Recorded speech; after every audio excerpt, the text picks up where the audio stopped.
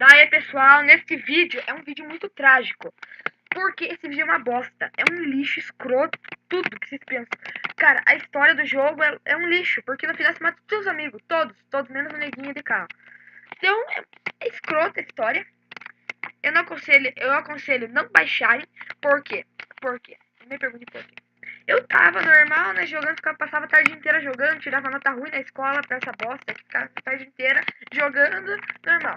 Beleza, as missões, tipo, a missão nada a ver, você vai numa casa pra outra, ganha dima, bem nada a ver as missões. Mata outro carinha, nossa, muito escroto a missão. Então, eu passava tempo jogando, cheguei na última missão bem alegre, nossa, vou abrir um paraquedas, uma arma, qualquer coisa, sei lá, qualquer coisa que vinha na cabeça, sabe? Cheguei na última missão, fiz a última missão, parecia umas letras, uma legenda, uma música do capeta ali, e...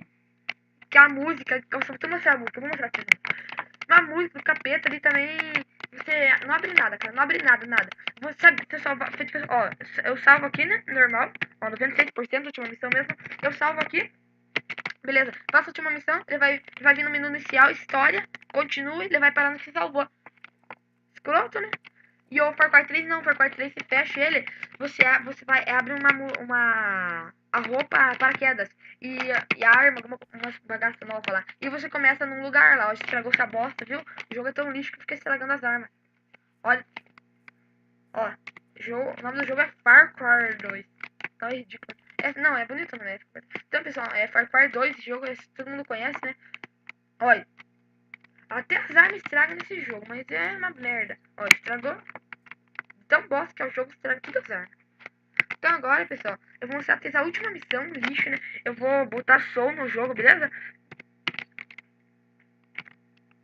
Muito escroto o jogo, eu aconselho não baixar. Vocês falam assim, o Carlos é um burro, ele falou pra gente não baixar, louco de massa, o jogo aqui tem. Vocês baixam, vocês vão achar massa no começo. Até eu achei, ficava jogando a noite inteira. Ficava jogando assim, e quando eu fui na última missão, não abriu nada. Deu uma raiva. Então, curtam aí, pessoal. Acho que tá com som, tem que falar meio alto, né? Então agora, falou e curtam a musiquinha.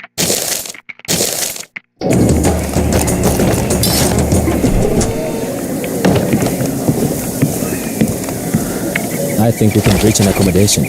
But for the sake of those souls outside, I hope there's more to your plan than this.